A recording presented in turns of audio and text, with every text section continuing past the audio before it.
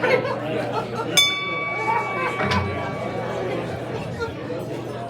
afternoon, Rotarians. Good afternoon, Kevin. Good to see you all today. What another full crowd we have. Welcome to the February 6th meeting of the Rotary Club of Des Moines. I'm President Kevin Kassir. Thanks to Brittany Freund and Ann McFarland for serving as greeters today. Let's give them a little thank you. And you too can be a greeter. Just sign up on our newsletter link or outside front. We always appreciate that. Also, there's the opportunity to sign up for our moment of inspiration. And we have one today. And Graham Gillette is stepping up big time today. So I'll ask Graham to come up to the podium and he will share his moment of inspiration, lead us in the Pledge of Allegiance, four-way test, and then we'll have an opportunity to greet each other. So Graham.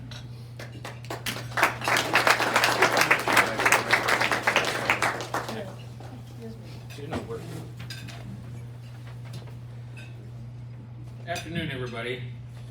You know, my wife's grandmother believed that a person was truly blessed if she went to sleep knowing she would have breakfast in the morning. As with many things, Barbara Graham was right about this. If we are grateful for the essential things that sustain us, we are more likely to appreciate the more significant, magnificent wonders and beauty that surround us. As important by acknowledging her breakfast blessing, Barbara reminded herself that she had a responsibility to try to be a blessing to others. Barbara Graham was a great role model. Today's program features members of the team that created Des Moines' greatest new culinary experience, Oak Park. Barbara would have loved Oak Park as much as I do, and for all the reasons I do. All your senses are pampered at Oak Park. I know I'm mixing my inspiration and introducing duties a bit here, and perhaps I've landed myself in a bit of a hole by launching this attempted inspiration, talking about food insecurity, and then crashing headfirst into high-end dining. Maybe I have, but stick with me and I'll see if I can dig myself out of this hole. Regardless of our backgrounds, family situations, education, places of origin, when asked to recount our fondest memories, recall times we have found or given comfort, or describe how we have celebrated life's triumphs with those we love, I'm willing to bet that food plays a minor and supporting role in every one of our stories. There's nothing more human than sharing food, whether that food is a simple breakfast or a luxurious banquet. We need to do all we can in these troubled times to feed our neighbors in need. Every person should go to bed without worrying if breakfast will be found. We should cherish those moments when we gather around the table and have the chance to experience art created for us in a kitchen, whether that kitchen be humble or grand. The gift of food is the gift of life. Share it and be grateful for it in equal measure. With that, let's have the Pledge of Allegiance.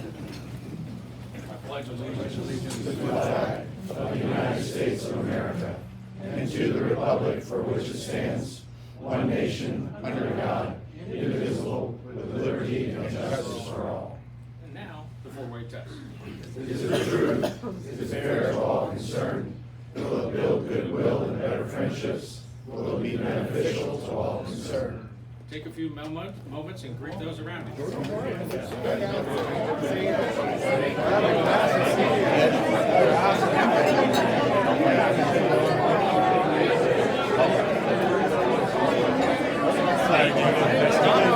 Yes, thanks for having me. Thank you. Thank you. Nice to meet you.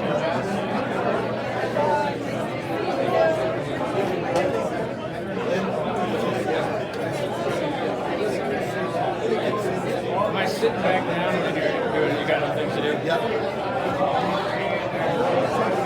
Kevin, how are you, buddy? It's good to see you. I got a question. Yeah? You're going to shake his hand. I got a question. See you, George. T-shirts? My t-shirts, they're jockeys. I got them at Von Mauer. Okay, because one time they always like sag down and stuff. I used to do that. No, they're Von Mauer. They're jockey brands. Okay. Thanks. That's where I get it. Or online, too. They say they sell them. They're good t-shirts. They're better than they're longer tail.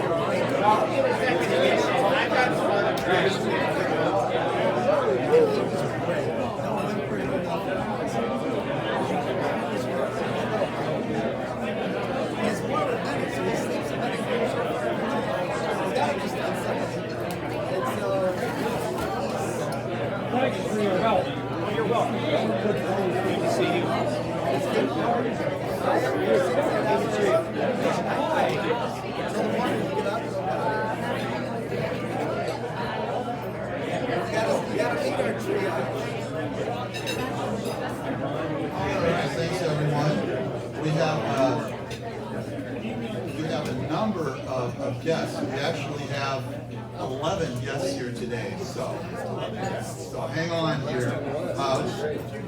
To our guests, I'll introduce you, ask you to stand, and then please remain standing, and then we'll recognize all 11 of you at once, okay?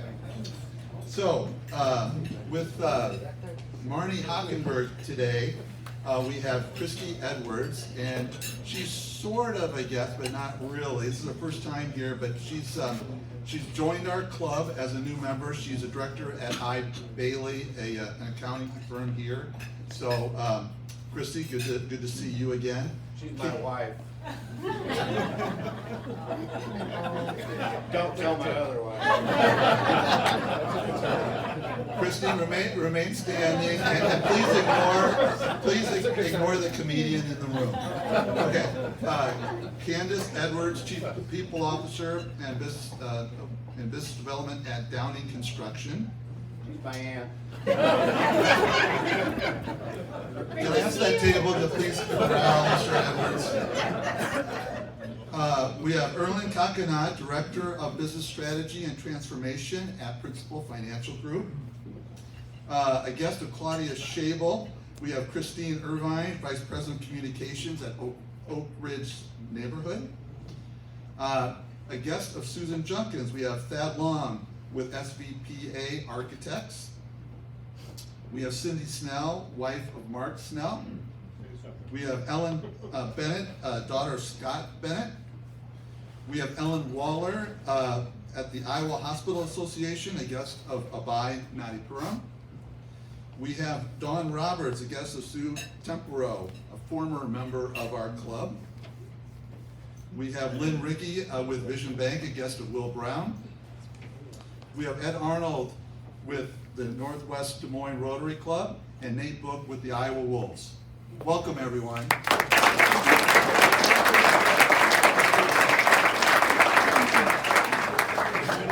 All right, where in the world is club number 27?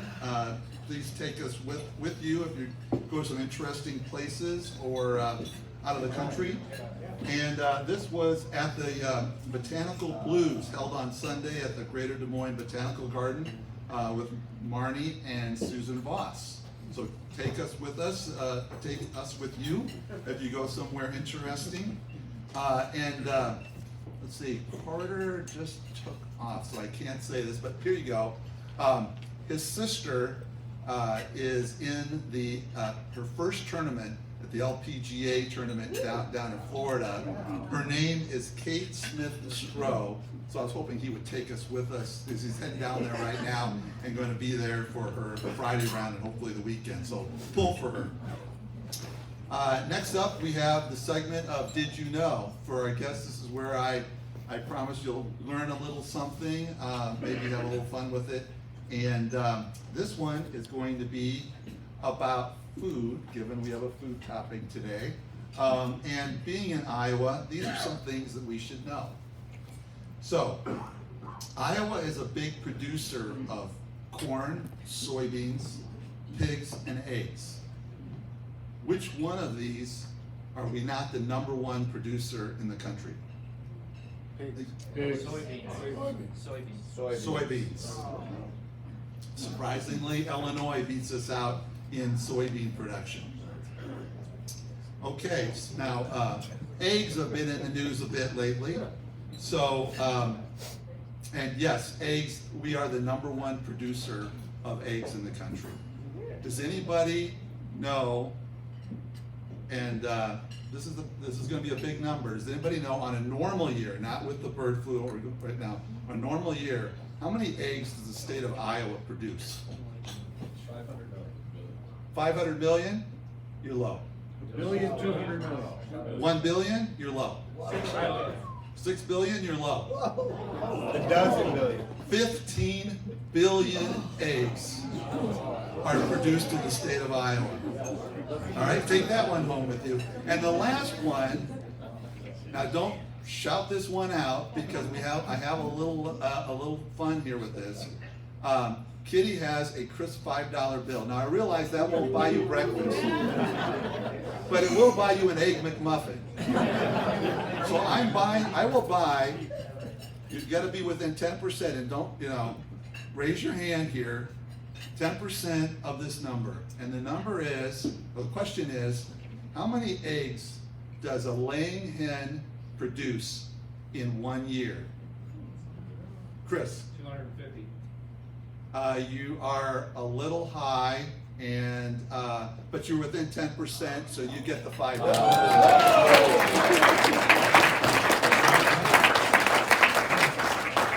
220 a laying hen produces on average 228 eggs a year. And now for a little fun, we will have Steve Wooten to come up for Rotarians on the floor laughing, or as I promised to our guests, at least a little chuckle. So, Steve.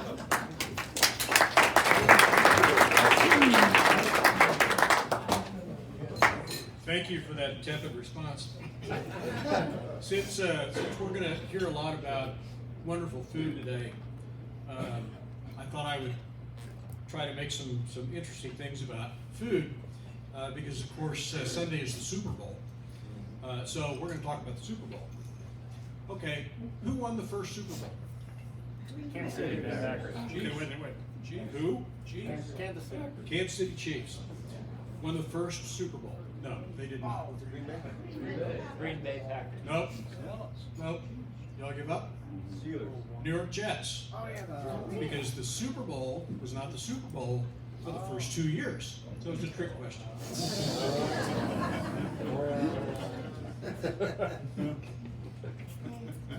Okay, which Super Bowl was the first one to use the Roman numeral?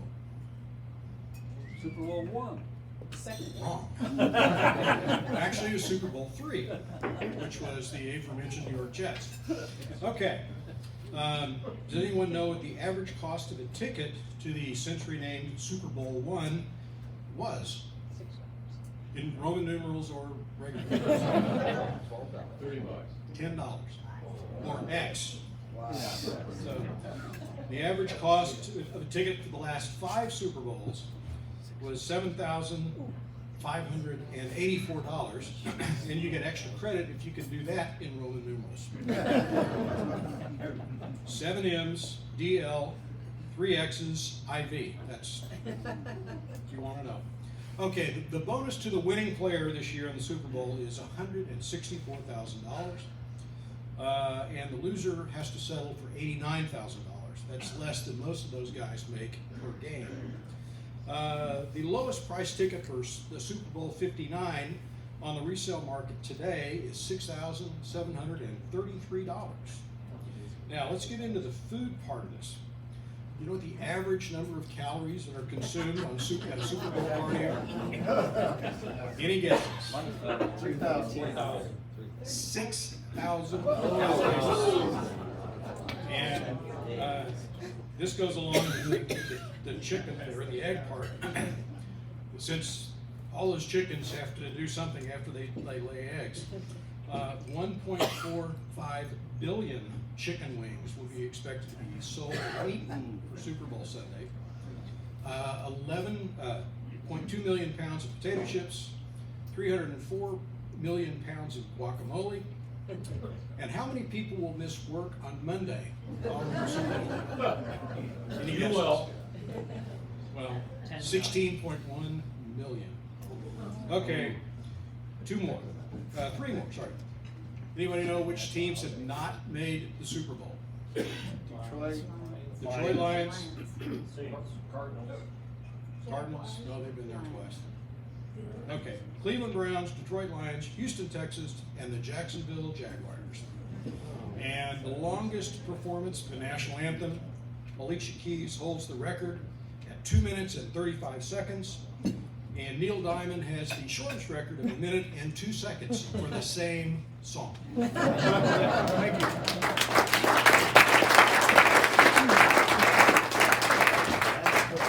Now I'd like Rich Leopold up to the podium to talk about the Community Service Committee.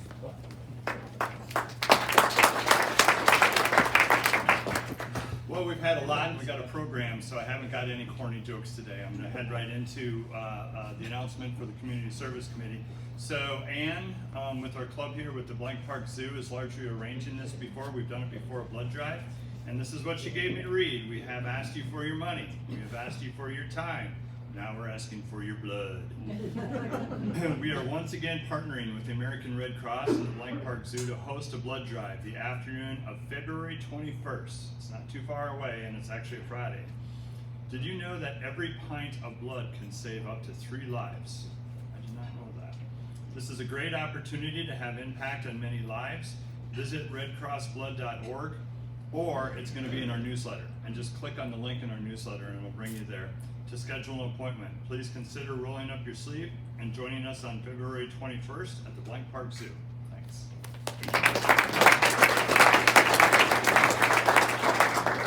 Now I'd like to introduce Ed Arnold with the Northwest Des Moines Rotary Club and Nate Book with the Iowa Wolves to talk about another way you can help out and serve.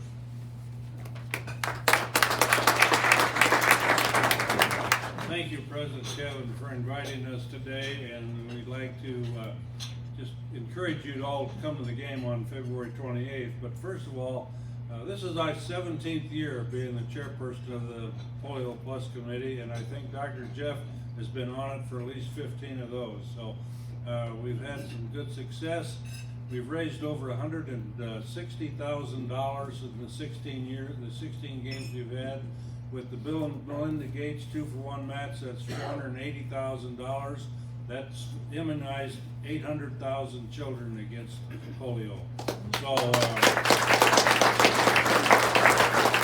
when we first started, there were 128 countries that had polio endemic.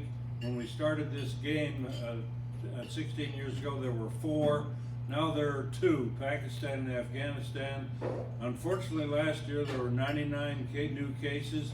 It's up from the 5 that were in 2021. We were this close.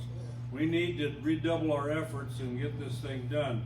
So your $20 investment in 1 ticket, we'd like to encourage everybody to buy at least 2 tickets, and your club to buy a bunch of tickets and donate them to youth groups. But for every $20 that we get, it raises $60 because of the 2-for-1 match, and that immunizes 100 children.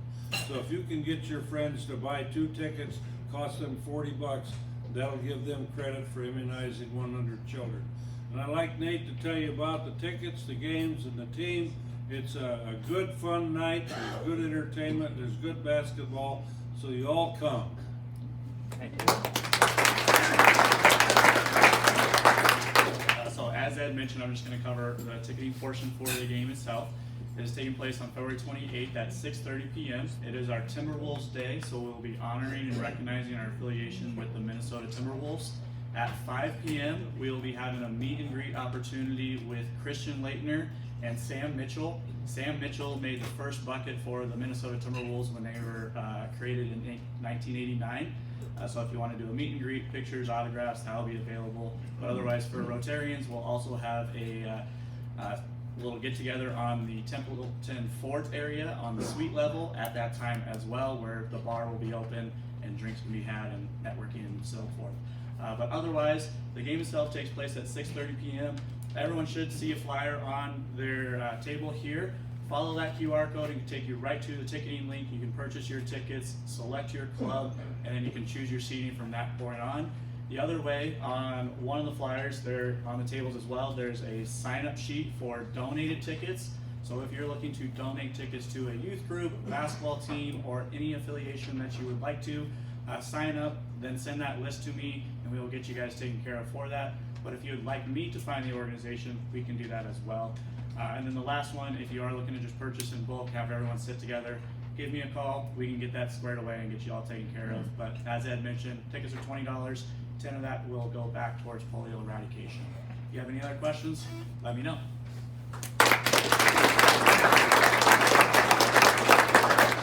Thanks, guys. Yes, sign-up sheets are on the tables. So now bring back Graham Gillette, who will introduce our program for today.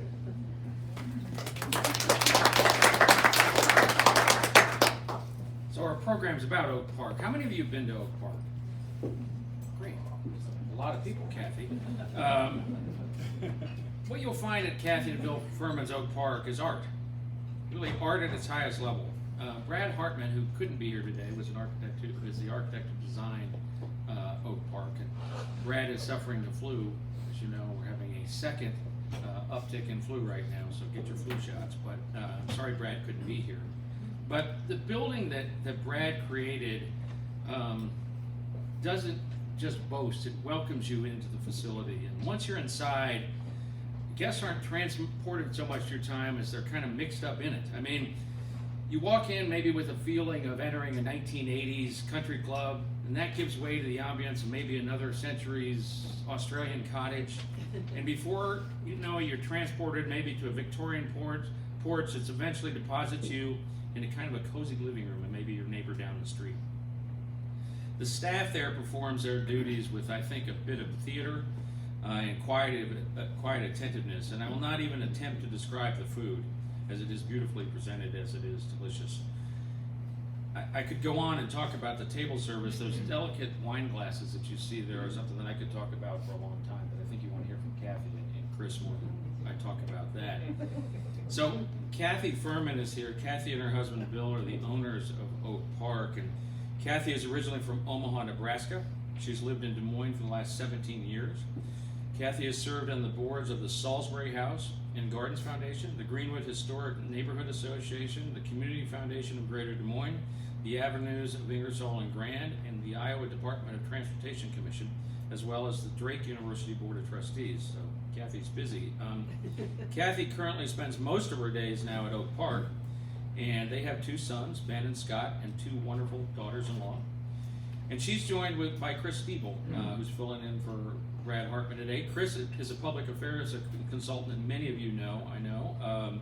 He's worked with client organizations in the private and public sectors to develop and execute long-term marketing plans that include branding, advertising, public relations, reputation management, business development, government relations, community outreach, and other management.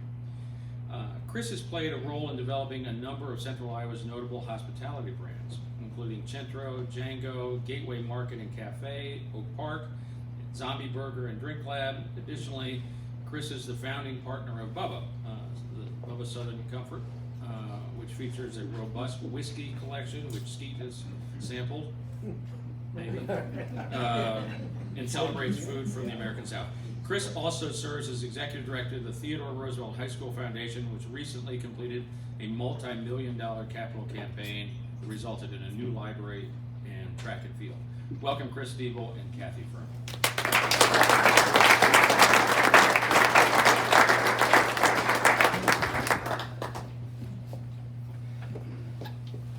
Well, thank you, Graham, and thank you all for the opportunity to come here and present today.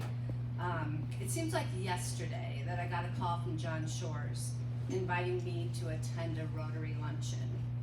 John introduced me at that time as the owner of the Oak Park Restaurant Project. It wasn't even a restaurant back then. That meeting was on November 3rd of 2022.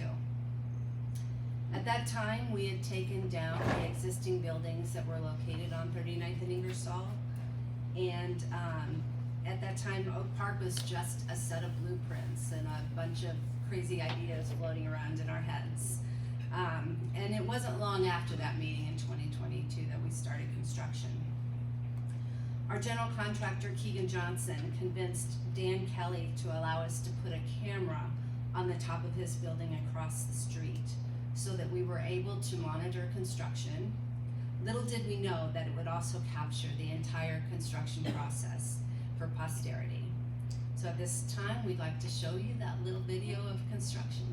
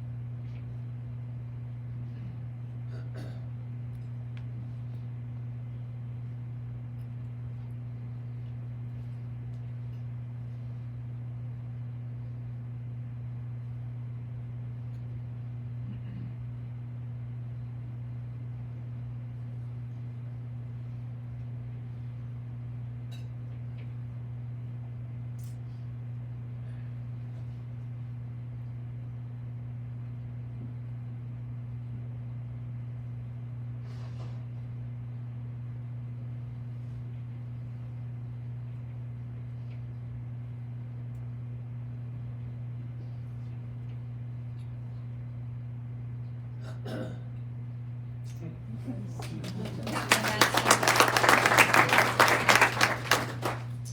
I'd like to talk a little bit about the development of Oak Park. One day, I was walking along Ingersoll. My husband Bill and I have always lived on the Ingersoll Grand corridors ever since we arrived in Des Moines 17 years ago. I saw a sign in front of the house that indicated that it was for sale. So I scheduled an appointment to look at it, and I invited Chris Diebel and Brad Hartman to come along with me just to see what it looked like and what it could potentially turn into. So I'm gonna let Chris kind of recall that day that we went and looked at the properties.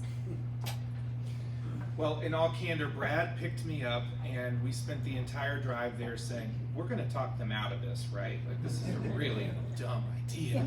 And it's gonna be a money pit and it's not gonna work. And, we pulled up resolved that that's what we were going to do, was to politely say, this is not where you wanna do this. And then we walked around and yes, the house was charming. But the truth was their vision was the thing that was most inspiring, and it became very clear that they wanted to create something that was not just another restaurant, that was going to be part of the fabric of the neighborhood. And we both left that meeting going, wait, maybe this could work. Maybe we should do a little feasibility.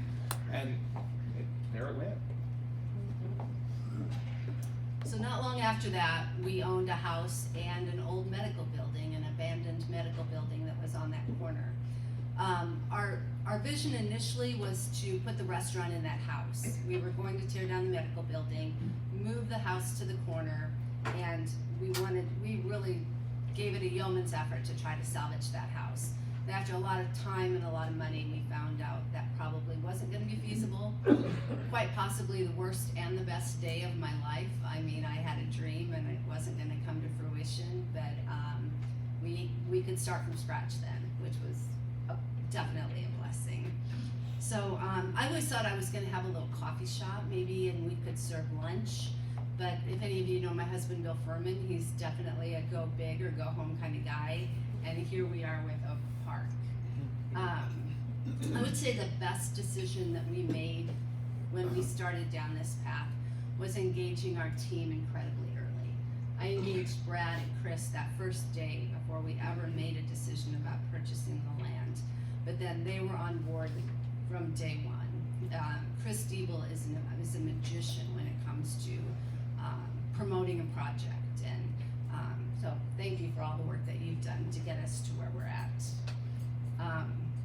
Besides Chris, Brad, and our general contractor, Kay Johnson Construction, there were some people that I really aggressively went after. Our general manager is Damon Murphy, and our director of operations is Billy Dorman. Those are two people that I met through the hospitality industry that they just made you feel special. They made you feel like you were so welcome and you were their best friend. It wasn't until I actually saw them in action that I realized I wasn't special. I was not. I thought they, were just being incredibly kind to me. They treat everyone who enters those doors the same way. Another person that I aggressively sought was, my favorite bartender in Omaha, Nebraska. His name is Rick May, and when I started talking to him about this project, he told me I was crazy, kind of like Chris and Brad did for a short time. And I asked him if he'd ever consider coming to Des Moines to be a part of the project, and it was a resounding no. There's no way he would ever move to Des Moines, Iowa. Well, I got to talking to him and convinced him to at least come and meet the team. And so shortly after that visit, when he was getting ready to head back to Omaha, his parting words were to me, where do I sign up? So we're so lucky to have Rick May. He's an incredible soul. And if you haven't already had the opportunity to go sit at the bar and have a cocktail or have dinner, I promise Rick nor his cocktails will disappoint you.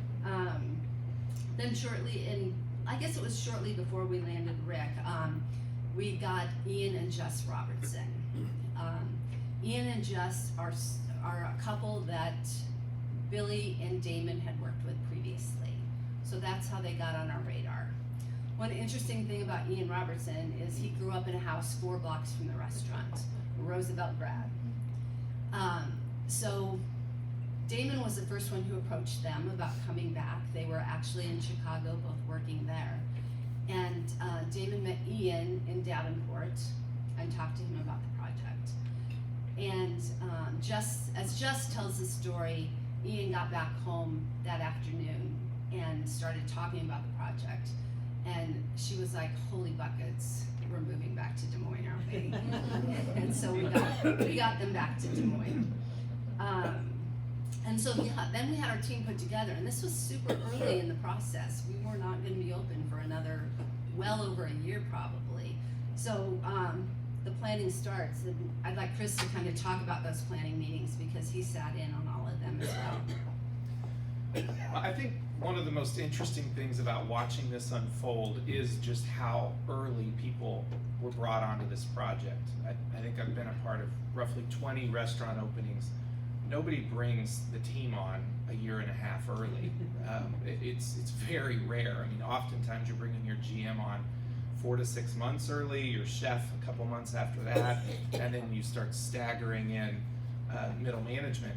So to see these folks not only being interested in moving here, that's very rare to have a decorated chef come back from New York and Chicago like Ian's experience, but also, you know, the wine director, fabulous sommelier that's been all around, Rick, who she mentioned came from Omaha.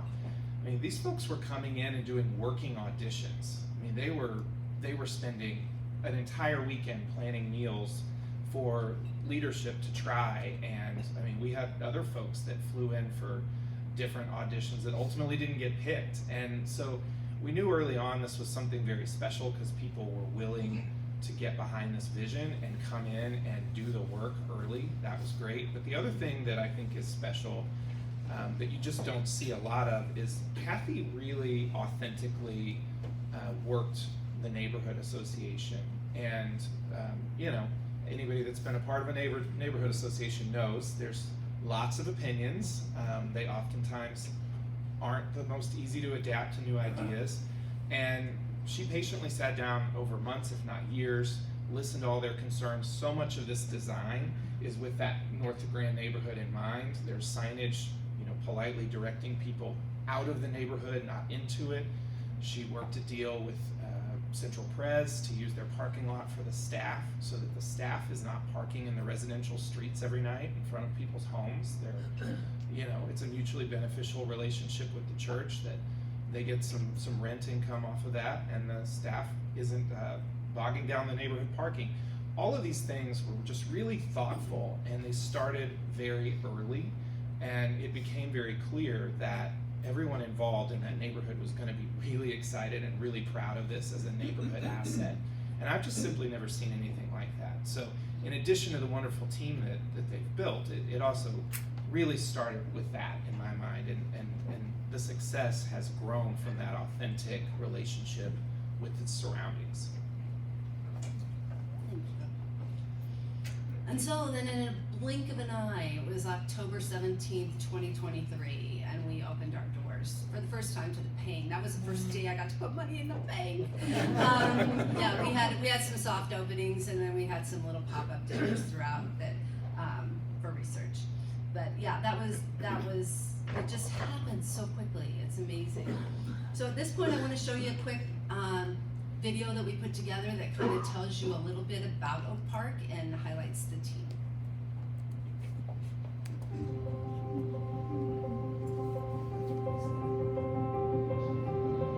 I have spent my time moving around the U.S. from San Francisco to Chicago to New York City, working at different restaurants and moving my way up to 3 Michelin star restaurants. I have spent my time moving around the U.S. of restaurants, the fast paced, problem solving, and creating things with my hands. Early in the process, we were sketching out plans. Through that process, the teams realized what could be possible at Oak Park. I do think it is unique to have a garden of this scale attached to the restaurant because it gives us an opportunity to grow unique produce throughout the year. We all have similar interests and values in the kitchen. There are a lot of people in our kitchen that compost at home, have gardens at home.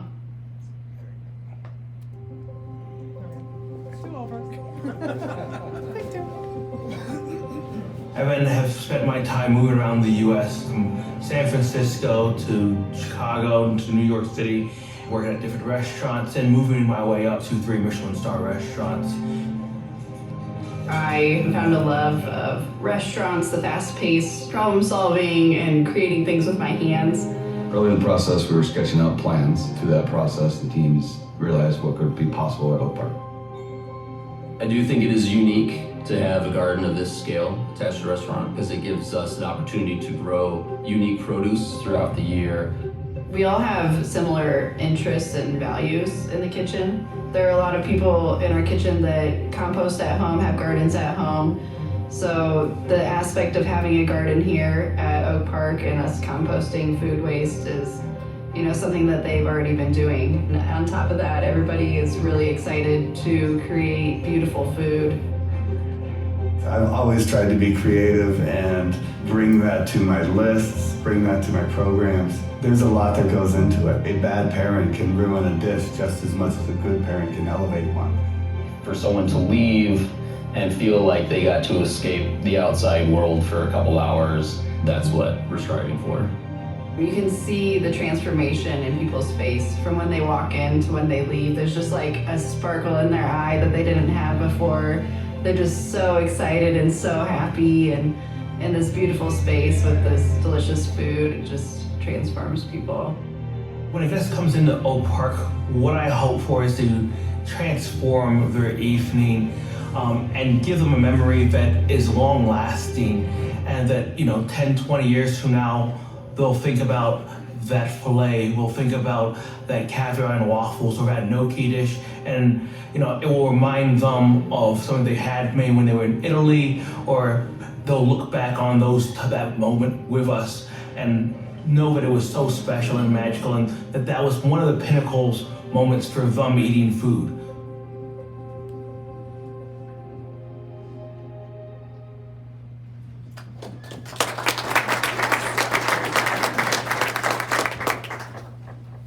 We've been open now for almost a year and a half. It's hard to believe. It's actually been the fastest year and a half of my life. I often get asked, knowing everything you know now, would you do it all over again? And the answer is a resounding yes. I mean, I knew it would be hard. It's been incredibly harder than I ever imagined.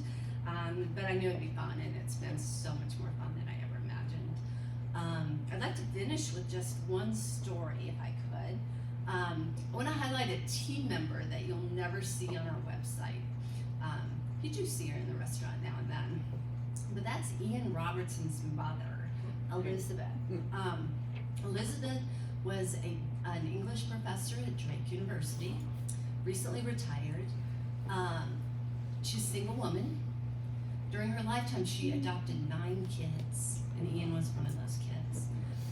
And so when he was graduating from Roosevelt, she knew he had some culinary talent and didn't really know what to do with that. So she decided to take a sabbatical for a year, took the whole family to Paris, France, so that Ian could do culinary school there.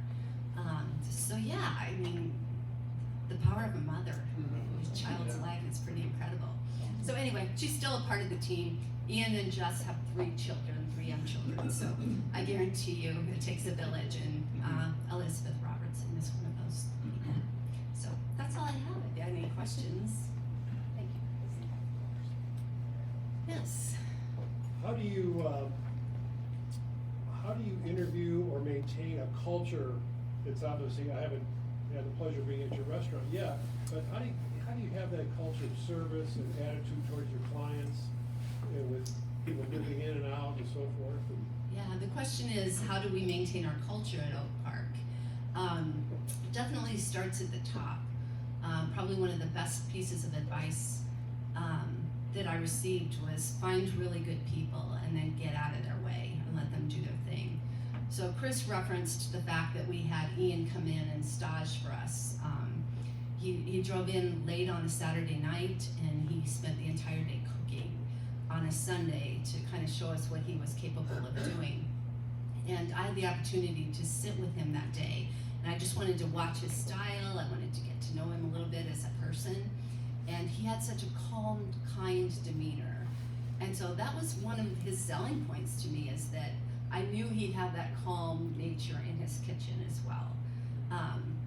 And that has proven very much to be true. So that culture is driven from the top, and they're doing an incredible job. Yes. This may be more of a marketing related question, and it's one that relates to the financial side. While you said that, you've been open a year and a half, I'd be curious to know, from the financial standpoint, is that success also, or is it just the idea? From a marketing standpoint, where does Michelin star ratings and all this sort of stuff potentially enter into the picture, if at all? Yeah, you still repeat the question. So he's asking about, from a marketing perspective, how important are national rankings or regional rankings, and I would say they never hurt, of course. In fact, we can't talk about it yet, but in a couple weeks, Oak Park will be getting some national attention that is amazing. Those are always tricky to get here, because getting the judges here is a problem. Oftentimes you'll see that you might make it to the semifinals or something like that, but then the finalists are always from major markets, and that's something that all of us in this industry fight constantly, because we believe strongly that if we just got those judges here, we would be able to show them a thing or two. I mean, this is the part of the country that feeds the world, and we have access to the best ingredients, and we've got great talent. So we hope to continue to chip away at that particular piece of it. But also, at the end of the day, it's a neighborhood restaurant, and the neighbors all talk, and so it spreads the word that way. From a marketing perspective, we took an approach early on to drip out little nuggets of information for over a year to try to build that slow and sustained interest in the project. So we announced when they obtained the real estate, but we didn't say what we were doing. We announced that it was going to be a restaurant, but then we didn't say what we were doing. And slowly, as we would drip out that information, it became just sort of a ubiquitous talking point in the world of hospitality. Oh, this is coming. And when the time came to hire and then eventually open, clearly the word was out. And so that strategy worked, but it took a long time, and there was lots of layers, and it certainly has paid off. I'll let Kathy talk about the business side, but I think that the short answer is you set goals, you hope to exceed them, and I think that they have. So. From a financial perspective, we are making an incredible investment right now in a brand. The Oak Park brand, we want you to look at that brand and think quality and just everything in a positive nature. We've got some long-term goals with respect to branded product that we hope that brand will benefit down the road. From the financial standpoint this year, we cash flowed. I was totally, incredibly excited about that. So that is huge. We had an opportunity to take part of the team to French Laundry this summer, and it was their 30th anniversary. And one of the things that they gave you when you left was an incredibly well-written letter by Thomas Keller that talked about his first year in the business and how they made $60 their first year.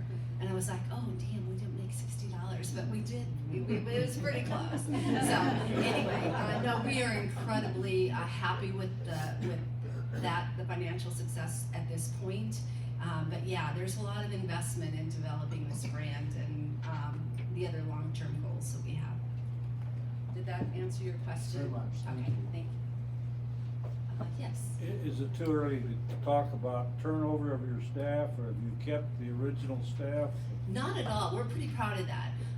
We lost, back of the house trickles in, now and then. I would say we currently have 44 employees. I would say probably, this is a guess, I would say probably 32 of them are original employees. So, yeah. In your industry, that's pretty good. That's pretty good. Fair. Yes. My question actually is close to that. Kathy, I had the opportunity to tour before you opened and see, do you want to comment about your accommodations for your staff? Because your waiters were just so amazed at the quality of them. Yeah, I mean, one of our taglines, or whatever you want to call call it is, we want everybody that walks through our doors to feel welcome, to feel appreciated, to be felt like they're seen. And that's whether it's from the front door or the back door. So we wanted the work environment to be incredibly comfortable. Our kitchen is big, it's spacious, it's light, it's airy. We have 2 incredibly big windows in that kitchen, which when a lot of our staff walked in, they're like, holy buckets, do you have windows in your kitchen? So it's not like totally out of the, not uncommon, but it's not super common. Yeah, I don't know what else. I mean, we just try to treat everybody well. We're hopefully paying some above wages, above standard wages. We provide insurance, and we pay for 80% of that insurance. So we're just doing our best to take care of our employees. I don't have so much of a question, but I have more of just a thank you, because it is a great dining experience. I've had a chance to do both your regular dining and the chef's experience. And what I really wanted to point out to you was I felt just as special in both of those. And you feel even just that anytime anyone comes to the table, the genuineness. And so I thought I'd share that with you. The chef's experience was absolutely out of the world. I mean, there's nothing like it anywhere in here in our town. So thank you for bringing that to Des Moines, Iowa. It doesn't even exist here, but it's a fantastic restaurant. So thank you. I want to say something on that. Thank you. So you may have seen it if you have not been into the kitchen, which, by the way, anytime you go there, you can ask to peek in, and I probably take too many people back there, but It's true. It's true. But you mentioned that chef's table, and there was peekaboos of it in this video. And if you've never been to a chef's table experience, it's literally a table inside the kitchen. So you are watching them cook. And it's an immersive experience that's so fun, and of course, made even more pleasant when it's a state-of-the-art, gorgeous kitchen. But when we were researching and talking about that in the design phases, we got to go to Alinea in Chicago, which is one of the world's top restaurants. And Kathy and Bill got us the chef's table. Their chef's table is built into a corner, and they have mirrored the corner so that no one has to have their back to the kitchen. You can see in the reflection what's going on. And it was, by all accounts, a dream experience. But as we were leaving, Bill said, no one will have their back to the kitchen at my chef's table. And we're like, oh, the mirrors were fine, and it's an efficiency thing. You get a full round of 8 people there, it's fine. And he goes, no, I don't care about efficiency. No one's back is to the kitchen. So when you go there, it's this ellipse with a flat front, and it is custom designed with that in mind, that no seat is better than the other. And the other thing that did, that flat front, meant that the chef or the pastry chef or the sommelier can get right up to the table and engage with everybody. And it's just that little element of special attention that you see throughout that restaurant. I think that story sort of exemplifies that perfectly. Thank you.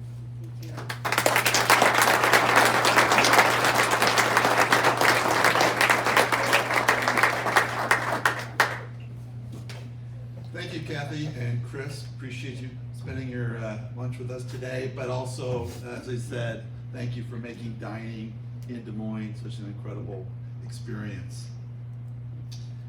Next up, we've got some tremendous speakers coming up. Our own Steve Culla, President and CEO of Iowa Student Loan, will be here next week, followed with this President and CEO of West Bank, Dave Nelson, and then with the National Weather Service, Chad Hahn, meteorologist there. So some interesting meetings coming up.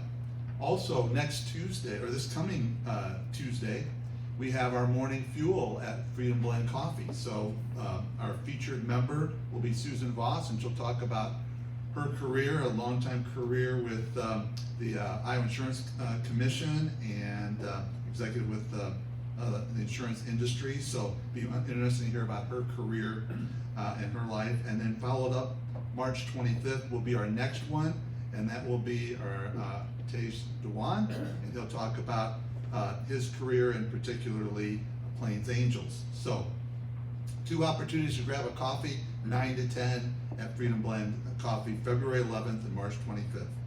Also for your calendar, we have our spring party, I guess President-elect Tim Lilowitz is talking about. It's March 27th. It's in place of our normal February fling. So March 27th, and there'll be invites coming out soon. So be looking out for those and get that on your calendar for a fun evening with Tim and EJ Lilowitz. And lastly, we have our strategic plan pillars.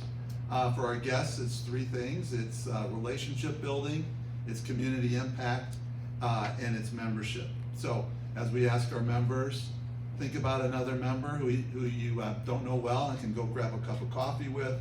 Bring them to a meeting if you haven't seen them. If you run into somebody outside the club that you think might be a good fit for the club, please invite them. We've got some great meetings coming up. And lastly, you've got a couple opportunities for community service and community impact with the Iowa Wolves and polio, and then the blood drive. So opportunities to give from a community service perspective. Thanks everybody. Welcome again all the guests. We are adjourned.